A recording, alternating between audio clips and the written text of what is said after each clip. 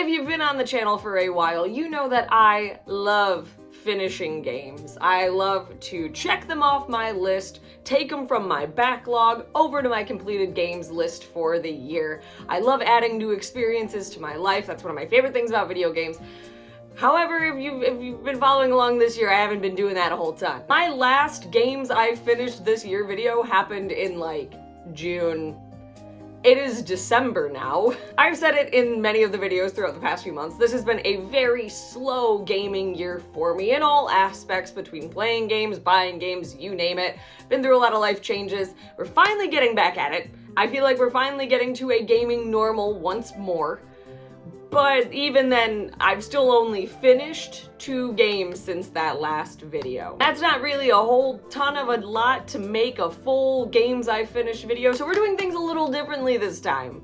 We're gonna talk about the 2 games that I finished since that last video, but we're also gonna talk about all of the games I have been playing / started and stopped within that time, because there's actually quite a few of those, which is very unusual for me. But hey, you know what? Content. Hi everybody, my name's Alex, aka Quality, and welcome back to the channel. So we're gonna start with the 2 games I have finished, and I've actually been itching to talk about both of these for a while because I haven't really on the channel. I've mentioned that I've played these, but I have not given any sort of idea if I like them or not. We're actually gonna start with a release from this year for the Switch 2. It was actually the second Switch 2 game I ever bought, so I mentioned it in my Switch 2 video, and that is Rune Factory Guardians of Azuma. Now, this was a surprise. This was my very first ever Rune Factory game. I know, big Story of Seasons Harvest Moon fan, never played Rune Factory until now. I know, it's crazy. I've got them, I just haven't played them yet. So this was my very first Rune Factory game, and honestly, it was a really fun time. I know it's a little different than the other Rune Factory games, but I feel like this was kind of a nice introduction to kind of what the series sort of is in terms of the level of farming versus fighting mechanic, which I really loved. I adored Harvestella, which is a little different. That definitely focuses more on the RPG side of things. I feel like in Rune Factory, there was a good split between taking care of your farm and battling, but in this game also there's a lot of town management, which I also thought was really enjoyable for the most part. Yeah, it sometimes got a little old towards the end when I just wanted to get on with the story, but especially in the early hours of the game, I wanted to make my town as cool as possible. I wanted to impress all of my friends. I was really into it. Now, the story that you get in this game isn't overly complicated, but it was definitely enough to hold my interest right until the very end. You are an earth dancer who gets paired up with this dragon, and your whole goal is to kind of restore the land and kind of figure out what's been going on, what's been plaguing it. There's this mysterious black dragon that seems to be the root of all evil in this situation, but there's a lot more going on than you actually think. It's very interesting. It's kind of another, like, making sure that we are staying and connecting with nature kind of story, which I am always a big fan of those. As you go throughout the game, you are kind of reviving the 4 seasons, both in the sense of, like, you're saving these towns within the different seasons, but you're also quite literally reviving the gods of these seasons as well, which is just interesting. It was a very satisfying gameplay loop. I really had a good time with this one. There are lots of fun little side quests in it as well, and there's a good amount of post-game content too. You get a kid, which I know a lot of people love in the Story of Seasons games as well. You get a kid, you can get married. I did not make it to having a kid. I kind of, once I married my respective bachelor, which was, I can't remember his name, but he's the winter god. But after that, I was kind of ready to be done with the game. I do think it kind of overstayed its welcome a little bit with some of the end game stuff. It kind of felt like I was doing a lot of wash and repeat kind of situation throughout, especially getting towards the end of the game, but I still had a really nice time with this one. I finished it in July, I'm pretty sure, or August. It might have been in August. Normally I have my spreadsheet. See, this shows you how discombobulated I am when it comes to this video, but I finished it in the summer and I gave it 4 stars, but I would probably put it more around 3.5, I think. It was a very good experience. I'm very excited to dive into the more traditional Rune Factory games, but yeah, I would say just it wasn't a mind-blowing story. It was a good time, but got a little repetitive, so I'd probably put it at like a 3.5. Now, this is one that veterans of the channel have been waiting for years at this point in time. I mentioned in my 3rd video on the channel back in like 2022, I think, 2022 or 2023, that I was going to beat this game that year. That did not happen. Years passed, and finally, in the year of 2025, I started it in the summer like I said I was going to because of the summer vibes, and I finished it in like September, October. It was October because it was after I got back from Iceland. Final Fantasy X, it's been done, it's been completed, it's over, and I really, really liked this game. I first got inspired to play Final Fantasy X by my mom, who played it a few years ago. I heard Sight of Spira, and honestly, I just fell so in love with that song that I was like, okay, I need to play Final Fantasy X. Plus, there's a lot of Final Fantasy gaps missing in my gaming history. I haven't played 9, I hadn't played 10 until this. I haven't played 8. I haven't played anything past 7, really, until this game. So I was like, all right, 10 is a big one. Let's start with 10 and kind of work our way around the ones that I haven't played yet. And I'm really glad I did because 10's story was very, very, very good. And I really, really liked it. I loved the relationship between the characters. I love the plot twists, of which I will not spoil for those who haven't played this game, even though this game has been out for a long time. I know there's still some of you out there just like I was, but there's some really, really, really good plot twists in this game that you kind of pick up. I feel like the game does a nice job at hinting at various things throughout. Especially if you're doing like the side quests and making sure that you're talking to all of the different people. The lore building in this game is very, very good. It was tricky. I feel like I didn't play this game like I should have in a lot of spots.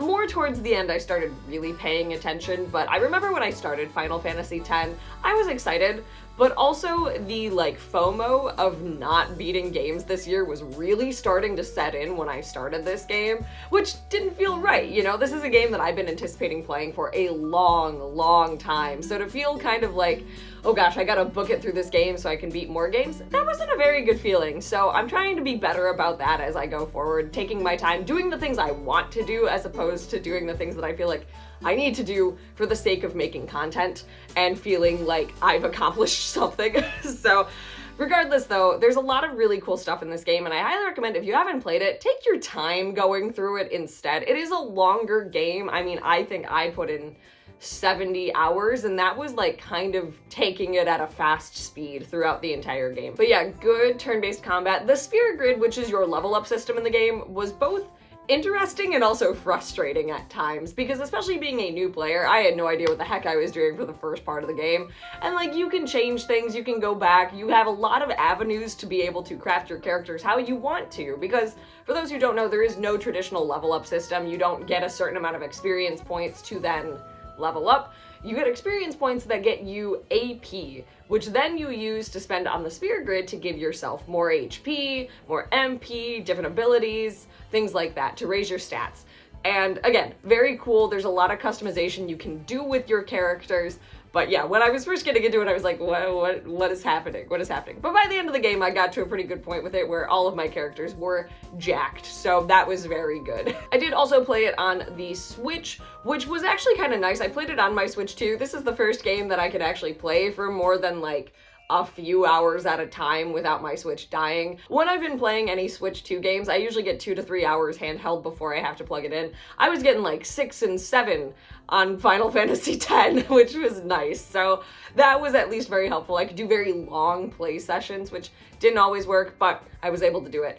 This is a great game. I really do recommend it. I know Final Fantasy is controversial in general. You're gonna have people that love a certain game, people that hate a certain game. I think this one was pretty darn good, in my opinion. As somebody who likes traditional fantasy elements in their RPGs a lot, just because that's where my interests lie, having a more, I don't know if I would call it sci-fi necessarily, but just non-Western influenced like fantasy and having more of an East Asian influence. And yeah, there was a little bit of a sci-fi aspect with it with some of the buildings and freaking Blitzball. Blitzball is stupid. I don't like Blitzball, but thankfully I only ever had to play it once. And then I said, okay, I'm not doing that ever again. So that's fine. That is fine. But so the vibes are definitely different than what I'm used to in a Final Fantasy game based on the ones that I've played for the most part. But I really, really liked that change. I loved the environment. I loved the music. Final Fantasy X was a great game, and I'm so glad I finally played it. So I beat this game in October, not that long after I got back from Iceland, and I think I gave it a 4 stars, which I would solidly keep it at a 4 stars. Like, there were definitely some gripes I had throughout the story. The voice acting throughout it isn't fantastic. It gets some of the flack of being like the worst voice acting of all time. I disagree with that. I think it's very iconic. I think it's very memorable, and I don't think it's bad necessarily. I think in some aspects it's a little weird, but it's not.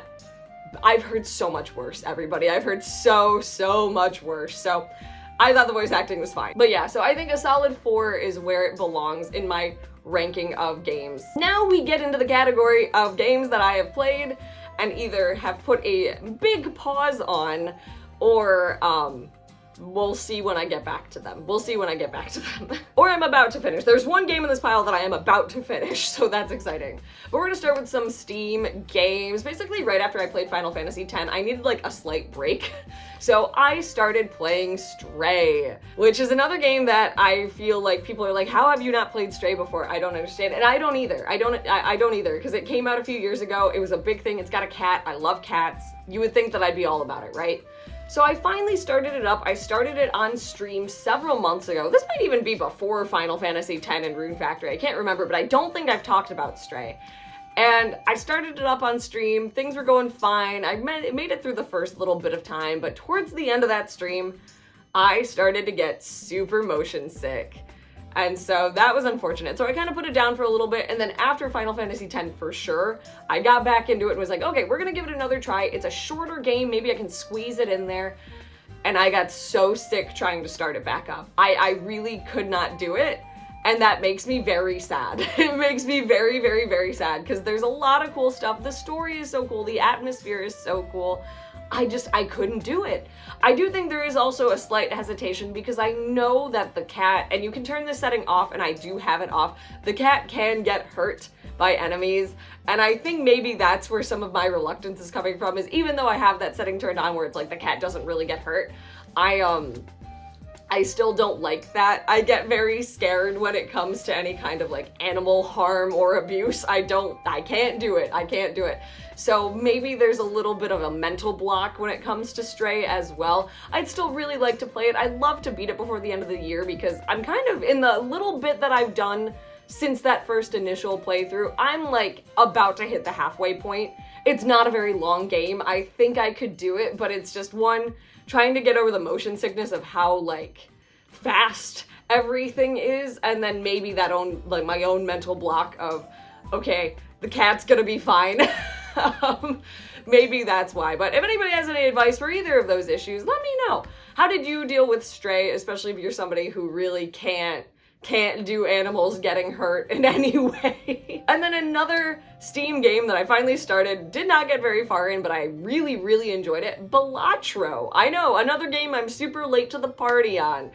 It is a blast, and I wish I would have just put it on my phone instead, because I would be, well, it's probably a good thing I didn't, because if I did, I'd be playing Balatro at work all the frickin' time. I really like poker. I remember my first experiences, aside from playing poker as a kid with my family, were playing poker in the minigame area of New Super Mario Bros. For the DS. And I don't know, I've just always liked card games. I've been to Vegas, I've done a few little things like that. Never played at a table, only video poker. That's my thing. I'll sit at video poker and just do that. I don't like slots. I am too afraid to go sit at a table and talk to people, so I just play video poker, and that's all I do. So having a poker roguelike with a whole bunch of extra twists and turns is honestly a great thing for me. I really want to dive more into it. I kind of just played it as I was a little bored, let's give it a shot, let's finally boot it up.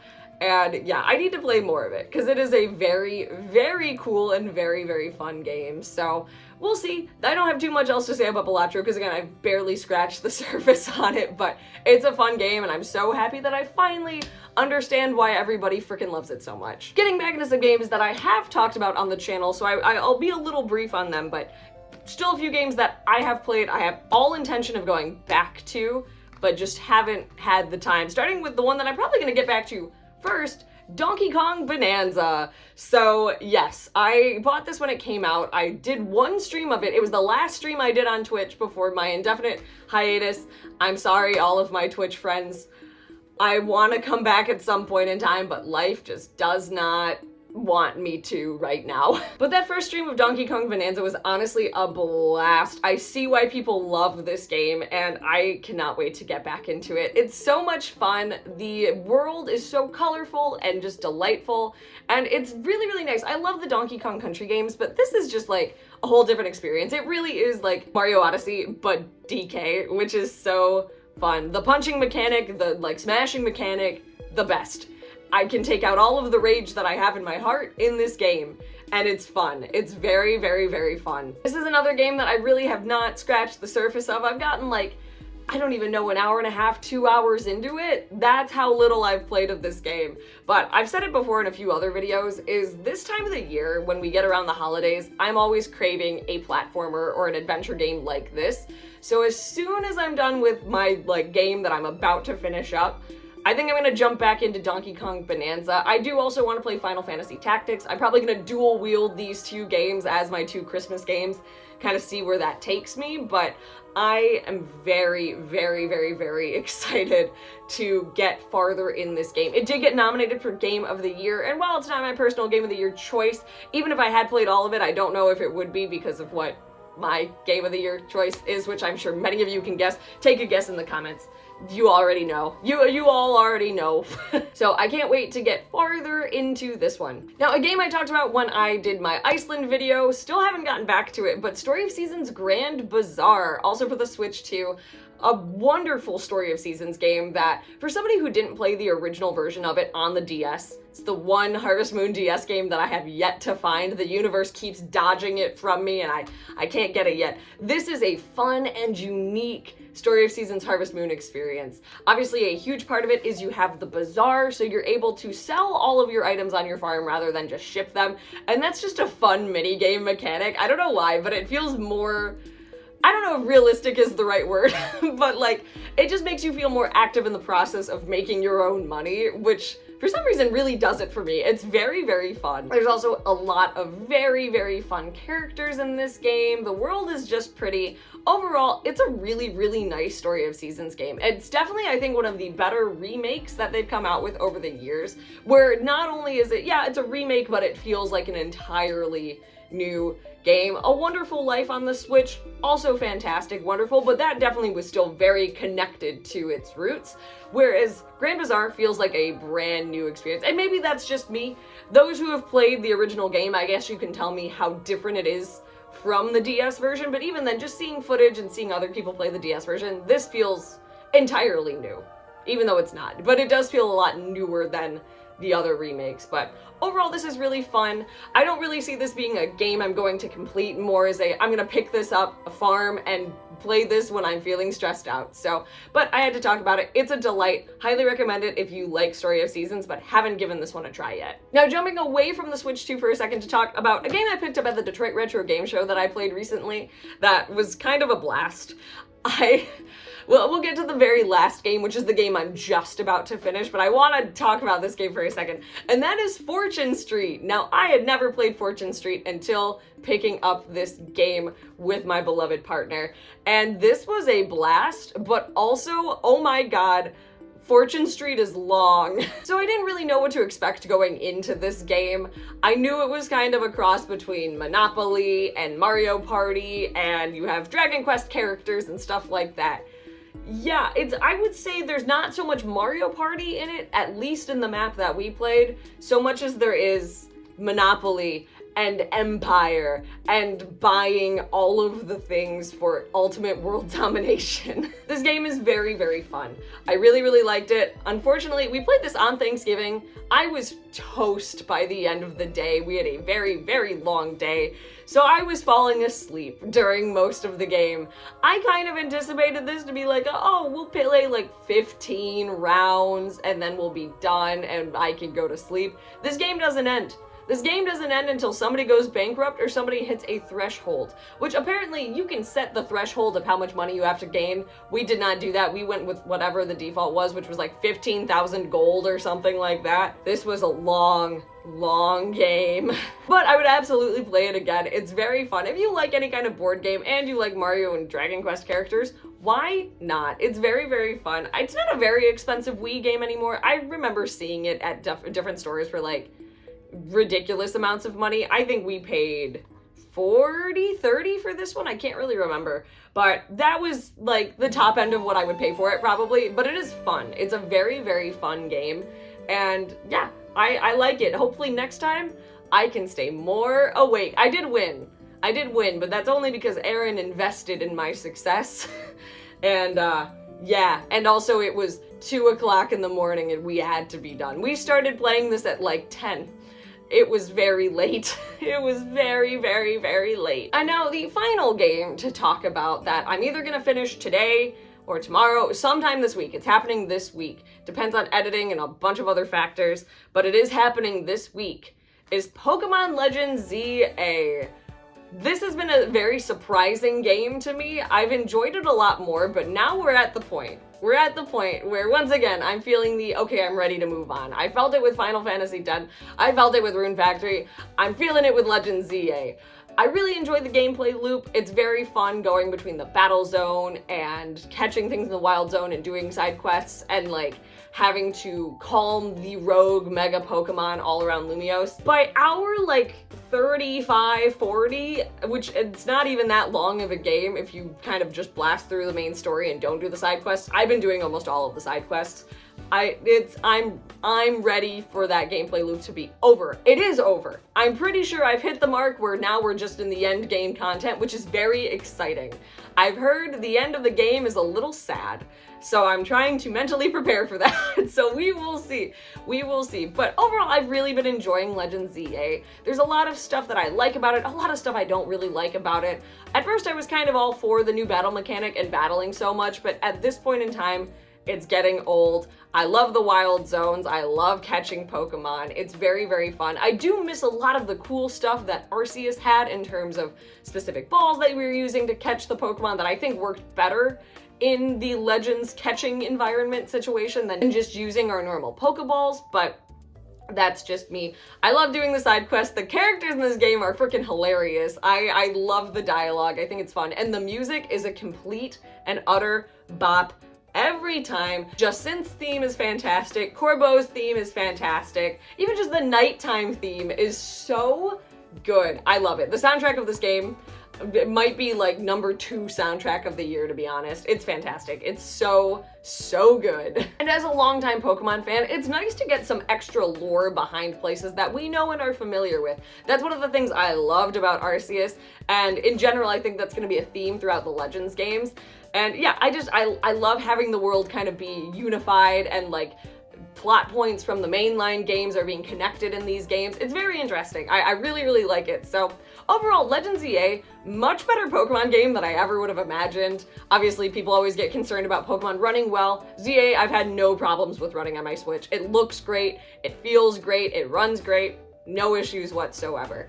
But yeah, I'm just ready to be done. I'm ready to be done. I will be interested in the DLC, but again, it's weird that they announced the DLC before the game even came out. So we'll see if it's really gonna be worth it to me. We'll see. We'll see on the DLC. I'm not totally sold, but yeah, overall, very, very fun game. If you're on the fence of this game, if you like battling, but not so much in the traditional sense, you'll enjoy this game. Like, obviously it's not turn-based, it's a lot more in-your-face, action-y kind of situation. Then I think you'll enjoy this game. If you love Pokemon lore, you'll like this game. But if you're looking for an experience more like Arceus or more like the original games, then this is very much so a departure from that. But still, having a good time. I have a feeling I'm probably gonna end up ranking this around a 3 is my guess. Maybe a 3.5. We'll see, we'll see. But those are all of the games that I've either beaten, played and temporarily dropped, or are about to beat, or in the case of Fortune Street, played and fell asleep through and will play again. This has been a hodgepodge of a video. I just wanted to talk about video games, to be honest. Sue me, it's fine. But yeah, I'm finally kind of coming to terms with the fact that even though I beat 30 games in 2024, that's not happening this year. I think we're gonna make it to 10, and that's okay. Maybe a little more than 10, maybe it won't be a nice even number, but I've kind of accepted my fate at this point in time, because what I've really come to realize throughout this year, I've played so many great games. There wasn't a bad game this year at all. There were games I liked better than others, for sure, but there wasn't a bad game that I've played this year. And that's really something special. I don't think everybody can say that, especially if you consume a lot of video games throughout one calendar year in general. I've played a lot of bangers this year, and I'm very grateful for that. So, you know, you pick and choose your battles. Maybe I didn't beat as many this year, and I'm not going to. There's still a month. It's only December the 2nd when I'm filming this, so I've got time. But I'm not gonna beat as many, but I can still say I've had a lot of really good gaming experiences this year. So let me know, what's a game this year that you picked up and dropped, whether it be temporarily or indefinitely? I'd love to know. I'd love to kind of see where you're at in your backlog journey. Currently, how many games have you beaten this year? Just talk to me. Just talk to me. And if you like this video, maybe consider giving it a thumbs up. Let me know if this is a format that you'd prefer me to keep rather than just talking about games I've finished. I put this kind of to a vote on Twitter, and a lot of people said, oh, you should just talk about the games you're playing. So I'll be interested in seeing what you all think about this. Let me know. And if you're not already subscribed, maybe consider subscribing. We have a pretty good and fun time here, and we're about to get into all of the end of the year content, the big end of the year ranking / whatever else I come up with. So, but that is going to do it for me today. Thanks everybody, and I will see you all in the next video. Goodbye.